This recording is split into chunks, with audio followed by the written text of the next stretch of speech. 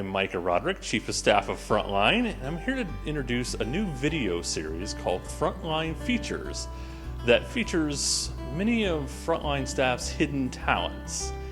Today, with Thanksgiving on the horizon, we wanted to feature baking.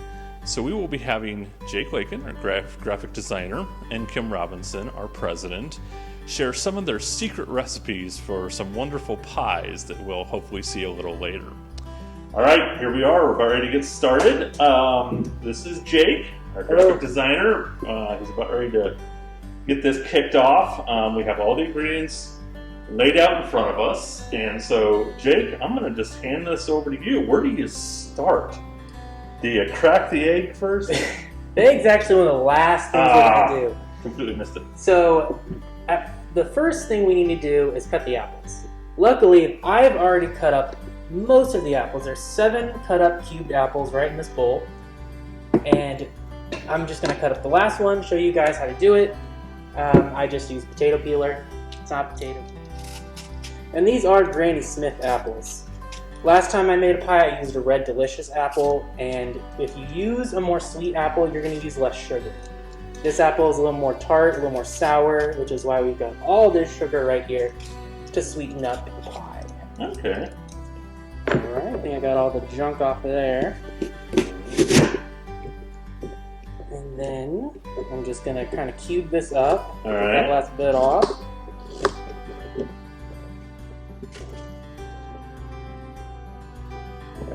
And then we're actually going to go ahead and start cooking our mixture now. And we're going to mix the secret apple cider ingredient and our sugar so the sugar can melt so it's not gritty when you eat the pie.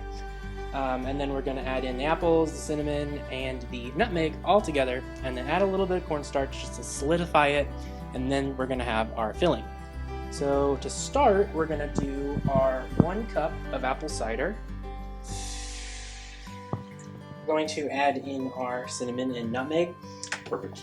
Just because the sugar is going to take some time to dissolve, so we might as well put this in. Sure. So it's more so to taste, really. So I'm going to put in about a teaspoon of cinnamon right now, maybe half, just to get a little bit in there, because we are going to put some cinnamon on the top of the crust as well.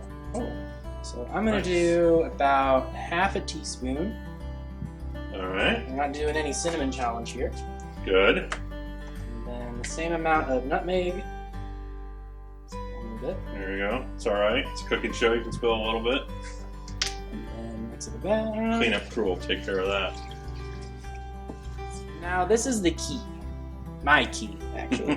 No, it's the key. So I'm used to making more berry pies, so blueberry, raspberry, that kind of stuff. Mm-hmm. With those, they're not as liquidy, they're more solid.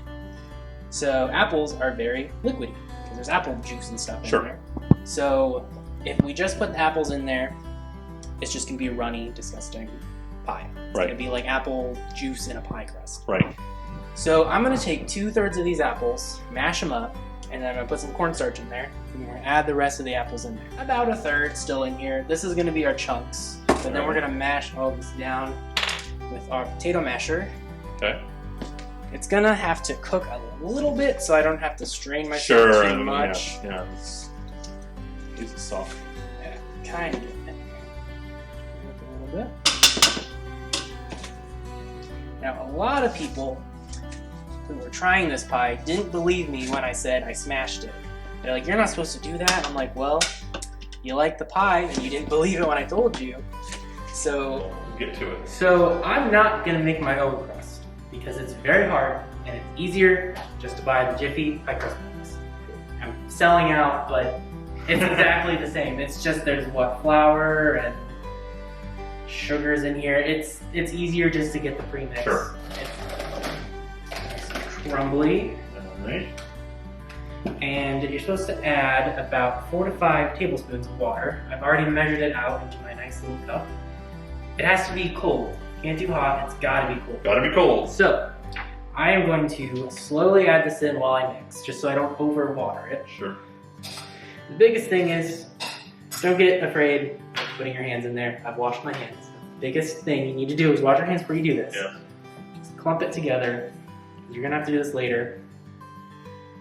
So I'm just going to kind of... All right, look at the way you're doing that. That is a technique right there. Well, I did pottery for 3 years, so I'm kind of... I still think you might be doing pottery. Maybe it's a future show, Jake. Yes. But from all of my experiments, using 2/3 of the dough, you're gonna get just enough to coat yours. So you can use a guide if you want to, but I just like to just pick it up, trying to do that. Oh, yeah. So the trick is roll it onto your pin. All right. Roll it on. Wow.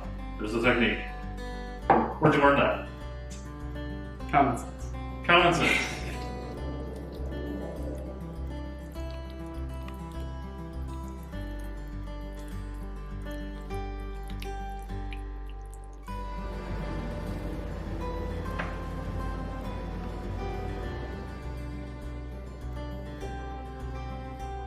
Alright, so since the pie crust is going to expand, so is the apples. They're not going to expand, but they're going to bubble. Yeah. So if you don't add those holes, they're going to try to bubble through the crust and crack it. It's just a little air escape. It's a vent system. Yes. Okay. We're just going to crack our egg, break it. All right. Now, I've only been making pies for 4 months now, actually, so a lot of my techniques or my Did you say form, 4 months? Yes. Well, That's crazy. since July this year. I made a late Father's Day pie for my dad, and I gave it a shot. So, just a little bit of cinnamon in your sugar. I'm just gonna drizzle it on top.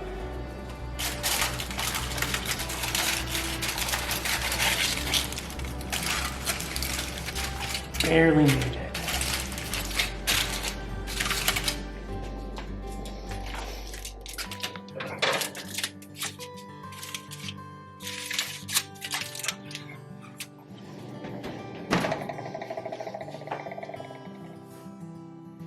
All right, we just pulled this out of the oven. We'll let it cool for about 30 to 40 minutes in the windowsill. It's still a little hot, but I can still touch it.